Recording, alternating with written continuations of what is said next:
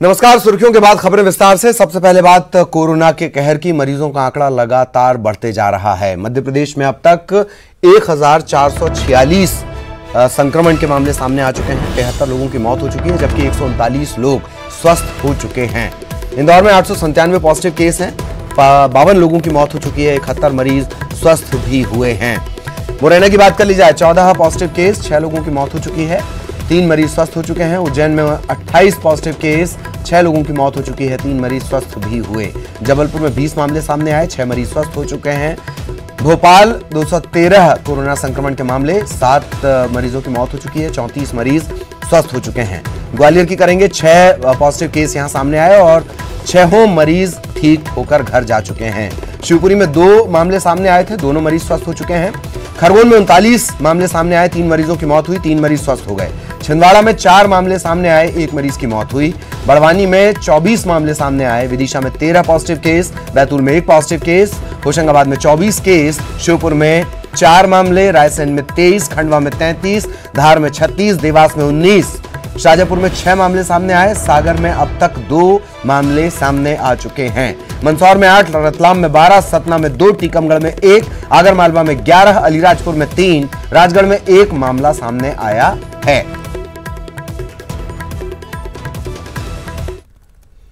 और रायसेन में भी कोरोना संक्रमितों की संख्या बढ़ गई है। कोरोना के 16 और मामले सामने आए हैं।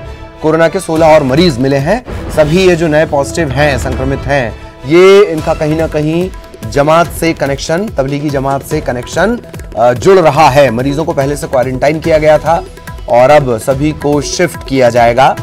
कोरोना मरीजों का आंकड़ा बढ़कर 23 पहुंच चुका है।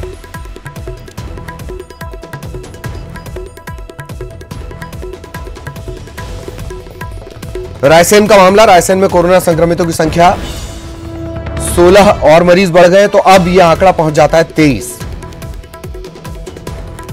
ये जो सभी नए पॉजिटिव केसेस हैं, ये कहीं ना कहीं जमात से, तबलीगी जमात से जुड़े हुए हैं। निजामुद्दीन में जो आयोजन हुआ था उससे जुड़े हुए हैं।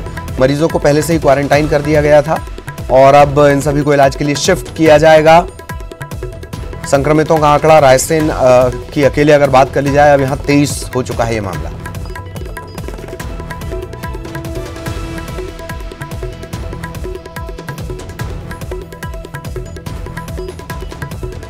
तो रायसेन का भी अपडेट लेंगे, पूरे प्रदेश की भी हम बातचीत करेंगे। पूजा आपको नजर आ रही होंगी, पूजा से पूरे प्रदेश की स्थिति हम जानेंगे।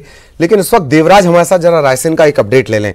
देवराज, ये पूरी स्थिति साफ करिएगा। 16 नए मामले और इनका तबलीगी जमात से कनेक्शन, इन्हें क्वारंटाइन भी किया गया था, अब क्या इन्हें इलाज के लिए अस्पताल शिफ्ट किया जाएगा, ये थोड़ा सा साफ करें देवराज। आष्टा और शिवर से जमात लौटकर रायसेन आई हुई थी, जिसमें 57 लोगों को दरगाह स्थित क्वारंटाइन सेंटर में भर्ती किया गया था, जिनमें पहले 3 जमाती पॉजिटिव पाए गए थे। उसके बाद फिर दूसरी बार में फिर 3 जमाती पॉजिटिव पाए गए। और जो रायसेन में पहला मरीज मिला हुआ था, वह भी इन लोगों से संक्रमित हुआ था। आज फिर 16 लोगों की रिपोर्ट आई है, वो भी पॉजिटिव रिपोर्ट आई है। इसकी रिपोर्ट आने के बाद प्रशासन में हड़कंप मच गया है और इनको कोविड केयर सेंटर रायसेन में रेफर किया जा रहा है। रायसेन में इन्हें रेफर किया जा रहा है। बने रहेगा हमारे साथ, पूजा भी हमारे साथ बनी हुई है। पूजा, लगातार बढ़ता हुआ आंकड़ा और रायसेन में जो ये मामला सामने आया है, इसका भी दबाव और तनाव दोनों भोपाल पर भी पड़ेगा। इसके अलावा प्रदेश से जुड़ी जानकारी भी। पूजा। बिल्कुल ललित, जिस तरीके से रायसेन में मामले बढ़ते जा रहे हैं, बल्कि पूरे प्रदेश में इसका दबाव पड़ता हुआ दिखाई दे सकता है। क्योंकि रेड हॉट स्पॉट जिले की अगर मैं बात करूं तो बीते सप्ताह तक जहां 3 थे, वो इस सप्ताह तक अब 12 हो चुके हैं। और अब जिस तरीके से लगातार मरीजों की संख्या में इजाफा हो रहा है, रायसेन में एकाएक 16 मरीज बढ़ गए हैं, तो कहीं ना कहीं अब ये भी आशंका जताई जा रही है कि अब रेड हॉट स्पॉट जिले और भी बढ़ सकते हैं और इसमें रायसेन भी शामिल हो सकता है। क्योंकि ये वो जिले होते हैं जहां पर 10 की संख्या पार कर चुकी होती है कोरोना पॉजिटिव मरीज की। और जिस तरीके से पूरे प्रदेश की स्थिति पर अगर हम गौर डालें तो लगातार मरीजों की संख्या बढ़ती जा रही है, कई जिले चपेट में आ चुके हैं। और अब जिस तरीके से जो संख्या बढ़ती जा रही है, प्रशासन की सबसे पहली नजर इस बात पर है कि लगातार लोगों की मॉनिटरिंग की जाए, स्क्रीनिंग की जाए और जल्दी से जल्दी टेस्ट जो सैंपल रिपोर्ट्स हैं वो आए, ताकि लोगों की स्थिति का पता लग सके, उनका अपडेट मिल सके। और इसी वजह से बड़ी संख्या में सैंपल्स कलेक्ट करके न केवल राज्य की लैब्स में बल्कि नोएडा और दिल्ली की लैब्स में भी भेजे जा रहे हैं, ताकि इनकी रिपोर्ट्स जल्दी से जल्दी आ सके। लगातार जो वहां से पॉजिटिव केसों की संख्या ज्यादा मिल रही है, उन एरियाज को सील कर दिया जा रहा है, क्वारंटाइन किए जा रहे हैं लोग। लगातार लोगों से ये अपील भी की जा रही है कि वो मास्क लगाएं, क्योंकि अगर वो मास्क नहीं लगाते हैं तो उन पर कानूनी कार्रवाई की जाएगी। प्रदेश में जिस तरीके से लगातार इजाफा हो रहा है, देश में मध्य प्रदेश तीसरे नंबर पर आ चुका है कोरोना पॉजिटिव मरीजों की संख्या में, और कहीं ना कहीं ये अब एक चिंता का विषय भी बना हुआ है। और आज ही सीएम शिवराज ने ये ट्वीट करके जानकारी दी है कि केंद्र की टीम भी भोपाल इंदौर आ रही है, जहां पर most highly risk sensitive area Indore बन चुका है, क्योंकि सबसे ज्यादा राज्य की बात करते हैं तो इंदौर में ही मरीजों के आंकड़े तेजी से बढ़ते हुए जा रहे हैं और यहां से बड़ी संख्या में मरीज मिलते जा रहे हैं। जिस तरीके से इंदौर का अगर मैं जिक्र करूं तो इंदौर अब बहुत ही डेंजर वाला जोन हो चुका है, क्योंकि यहां पर बड़ी संख्या में संक्रमण की चेन अभी तक टूटी नहीं है और लोग यहां से पॉजिटिव पाए जा रहे हैं। तो कहीं ना कहीं केंद्र की जो टीम आ रही है वो सुझाव देने में भी मददगार होगी, किस तरीके से आगे की रणनीति तय करनी है ताकि इस संक्रमण को रोका जा सके, उस पर भी काम करती हुई नजर आएगी। तो यकीनन अब ये उम्मीद की जा रही है कि कोरोना वॉरियर्स भी मैदान में डटे हुए हैं, केंद्र की टीम भी आ रही है, यानी सरकार अपनी तरफ से हर मुमकिन प्रयास में लगी हुई है कि बिल्कुल प्रयास सभी तरफ से किए जा रहे हैं। ये जो बढ़ते हुए आंकड़े हैं इनका रुकना बहुत जरूरी है। देवराज, आपका बहुत बहुत धन्यवाद। पूजा, आपका भी बहुत बहुत धन्यवाद इस तमाम जानकारी के लिए। सहयोगी पूजा हमारे साथ जुड़ी हुई थी। इस वक्त खरगोन से एक बड़ा अपडेट मिल रहा है। खरगोन में 2 बच्चे कोरोना संक्रमित मिले हैं। इनमें एक 13 साल की बच्ची है और एक 10 साल का बच्चा है, जिनमें कोरोना संक्रमण पाया गया है। खरगोन की पूरी बात कर ली जाए तो अब तक यहाँ जो संक्रमण का मामला है वो 41 तक पहुंच चुका है। इन 2 बच्चों के बाद 3 लोगों की मौत भी इनमें से हुई है। तो बच्चों में संक्रमण का ये मामला, खरगोन में अब 2 बच्चे कोरोना पॉजिटिव मिले हैं। 13 साल की एक बच्ची है, 10 साल का एक बच्चा है और संक्रमितों की संख्या पहुंच गई है 41। यहां अब तक 3 लोगों की मौत हुई है।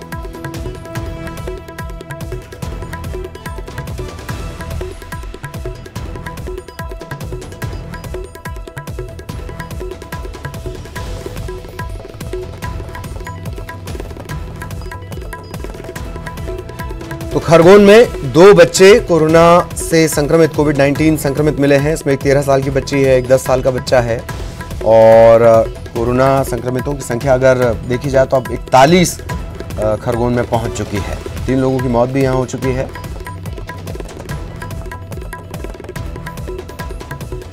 आशुतोष हमारे साथ जुड़े हुए हैं, उनसे अपडेट लेंगे। आशुतोष, क्या कुछ अपडेट?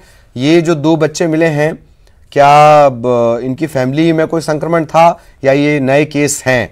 आशुतोष, ललित, ये जो है संक्रमण में आने के कारण ही उनके फैमिली के जो मेंबर हैं उन्हीं को भी कोरोना पॉजिटिव की रिपोर्ट आई थी। उसके बाद ये 2 बच्चे हैं, एक गोगांव का शाहपुरा का है और एक बच्चा जो है अमरनगर। यहाँ पहले भी इनके जो परिवार के लोग हैं वो भी कोरोना पॉजिटिव उनकी रिपोर्ट आई थी, उसके बाद ही ये दोनों आए और अब मरीजों की संख्या जो है 41 तक पहुंच गई है। लेकिन ललित, जिस प्रकार से ये बच्चों की रिपोर्ट पॉजिटिव आई है और अमरनगर और आसपास के जो क्षेत्रों में लगातार मरीजों की संख्या बढ़ रही है, उसको चिंतित होकर प्रशासन ने जो लॉकडाउन चल रहा था, लॉकडाउन को कर्फ्यू में जो 16 तारीख से तब्दील कर रखा था, उसकी 20 अप्रैल तक की समय सीमा थी, उसको अवधि को 25 अप्रैल तक की बढ़ा दी गई। कहीं ना कहीं ये चिंता का विषय है कि लगातार जो है संक्रमण जो है कोरोना का खरगोन जिले में बढ़ता जा रहा है।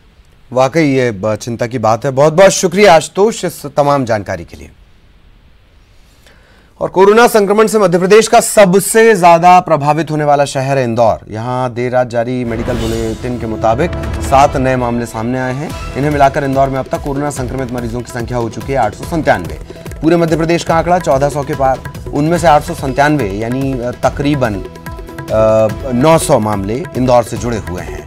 कोरोना के संक्रमण में जिनकी मौत हो चुकी है इनकी संख्या है 52।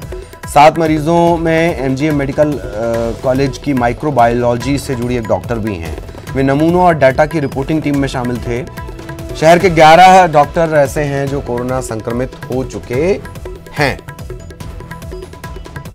7 पॉजिटिव आई थी और उसके बाद अपने जिले का टोटल जो आंकड़ा है वो 897 तक पहुंच गया है।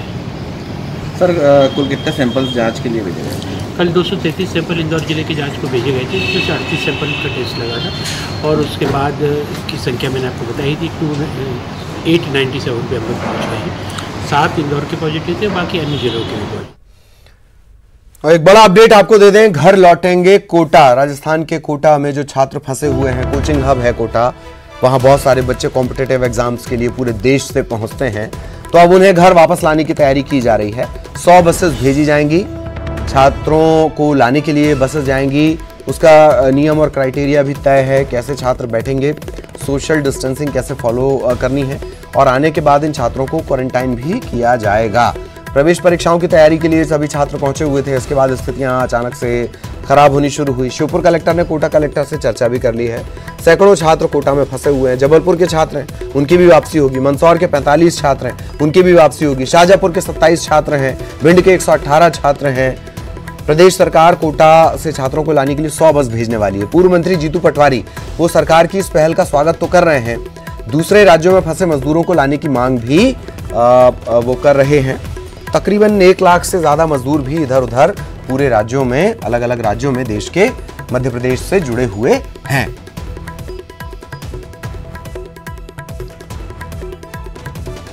पूर्व मंत्री पर आप लोगों के माध्यम से जब जानकारी प्रसारित की गई तो शाम तक हमारे पास 45 बच्चों का कंफर्मेशन आ गया है। हम शाम को 3 बजे के आसपास बसेस यहाँ से रवाना करेंगे। एक प्रभारी अधिकारी भी उनके साथ जाएगा और सभी बसों में एक महिला आरक्षक और एक पुरुष आरक्षक दोनों जाएंगे, क्योंकि बहुत सी बच्चियाँ भी हैं तो वो वहाँ से सुरक्षित आए, इसकी व्यवस्था की जा रही है। मध्य प्रदेश के जहाँ जहाँ छात्र पढ़ते हैं और जहाँ जहाँ मध्य प्रदेश भर से मजदूर काम करते हैं, इनको सरकार को लाने की जिम्मेवारी है और जितनी जल्दी वो करें उतना बेहतर। और पूर्व मंत्री पीसी शर्मा ने आज पुजारियों की सुध ली है। क्या सुध ली है वो हम आपको ब्रेक के बाद बताएंगे। और ब्रेक के बाद बड़ा अपडेट भोपाल से आपको बता दें, 27 पॉजिटिव मरीज मिले हैं। सभी मरीजों की कॉन्टैक्ट हिस्ट्री तलाशी जा रही है। एक बार फिर तेजी से उछला भोपाल का आंकड़ा।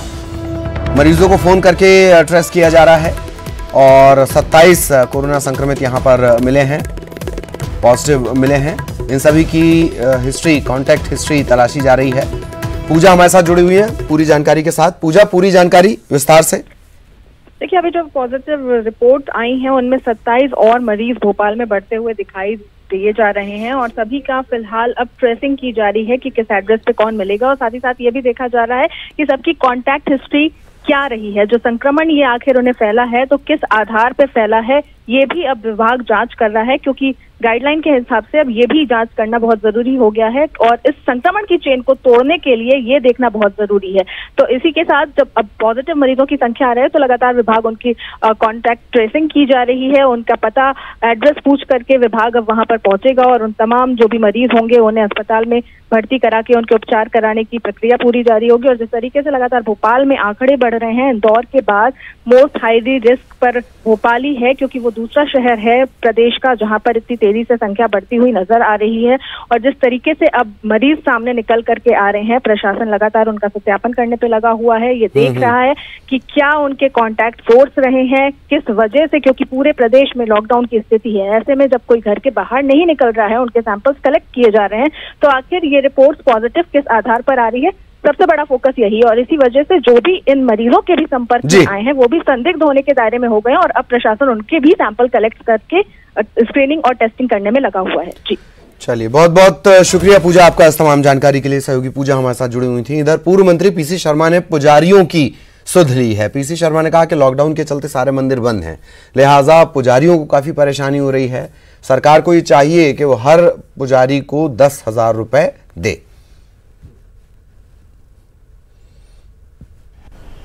कोरोना संकट के दौर में उन पुजारियों पर भी असर पड़ा है जो कि मंदिरों में धार्मिक कार्यक्रमों के जरिए अपनी आजीविका को चलाते थे, लेकिन जिन मंदिरों के बाहर यजमानों की कतार लगी रहती थी, आज वो कोरोना संकट के चलते ही अपना जीवन यापन करने के लिए कतार में खड़े हुए हैं। इनकी कोशिश इस बात को लेकर है कि सरकार से जो अपेक्षित मदद मिलनी थी वो पूरी तरीके से नहीं मिल पा रही है। और शायद जो सबसे बड़ा कारण है कि पुजारी जिस तरीके से धार्मिक अनुष्ठान करके कार्यक्रम अपने घर की रोजी रोटी चलाते थे, अब उनके सामने संकट जरूर खड़ा हुआ है। तमाम जो राजधानी शहर के जो मंदिरों के पुजारी हैं वो इस समय यहाँ पर मौजूद हैं।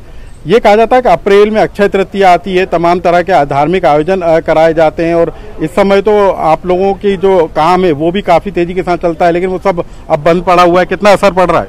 असर पड़ रहा है, नवरात्रि से असर पड़ रहा है। नवरात्रि के पूरा 9 दिन का जो पूजन पाठ हुआ वो बंद है, मंदिर बंद है। इसके बाद हनुमान जयंती आई, हनुमान जयंती में बंद रहा। अक्षय तृतीया आने वाली, अक्षय तृतीया का भी यही है, क्योंकि 3 तारीख तक तो अभी मंदिर खुल नहीं सकते हैं, कर्फ्यू का वो है आदेश है। पुलिस वाले मंदिर भी नहीं खोलने देते, हम लोग भी सोशल डिस्टेंसिंग बना के सुबह शाम गए जाके मंदिर खोल के पूजन आरती करके मंदिर बंद करके चले जाते हैं अपने अपने घर। समस्या कितना असर पड़ रहा है महाराज आपके की धार्मिक अनुष्ठान नवरात्रि से ही बंद है पूरा? अरे जो रोजी तो बंद है वो, लेकिन बहुत से गरीब ब्राह्मणों पर गरीबी का रेखा राशन कार्ड तक नहीं बना रहे हैं। कहते हैं कि पंडितों को गरीबी का रेखा कार्ड जो होता है वो नहीं बनेगा। पंडित राशन वगैरह पहुंच रहा हो प्रशासन की तरफ से? कुछ कोई सुविधा नहीं। आज ये 40 दिन के बाद शर्मा जी ने दिया जो हम लोगों को दिया। और तमाम जो आप भी किसी मंदिर के पुजारी हैं, क्या स्थिति है आपके यहाँ? मंदिर की ये स्थिति है साहब कि इस समय तो कोई भी ना आ रहा है ना कोई जा रहा है, और ये स्थिति है कि अब शादी विवाह भी इस समय मुहूर्त रहते थे वो भी बंद है, क्योंकि कर ही नहीं पा रहे हैं कुछ। नवरात्रि में जो कमाई होती थी वो भी बंद है, हनुमान जयंती निकल गई ये भी बंद, ना कोई सरकार इस पर ध्यान दे रही है अभी। तो लॉकडाउन का सबसे ज्यादा असर उन पुजारियों पर भी पड़ा है जो कि धार्मिक आयोजनों के जरिए अपने घर की आजीविका को चलाते थे। नवरात्रि निकल गई, उस दौरान स्कूलों के उस दौरान भी जो तमाम मंदिर हैं उनके पट बंद रहे। हालांकि पुजारी मंदिर जरूर पहुंचते हैं, लेकिन वहां पर किसी तरीके से भक्तों की भीड़ नहीं आती है, इसलिए दान दक्षिणा भी नहीं मिल पाती। और यही कारण है कि अब पुजारियों के सामने भी इस बात को लेकर संकट है कि वो अपने दिन का खर्चा किस तरीके से चलाएं। हालांकि कुछ पहल जरूर की जा रही है कि ताकि उनकी आजीविका को चलाया जाए, राशन दिया जा रहा है, लेकिन ये नाकाफी है क्योंकि कोरोना संकट के चलते जितनी आमदनी पुजारियों को होती थी मंदिरों में भक्तों के आने से, उतनी नहीं हो पा रही है। कैमरामैन दीपक के साथ अनुराग श्रीवास्तव, न्यूज़ 18 भोपाल।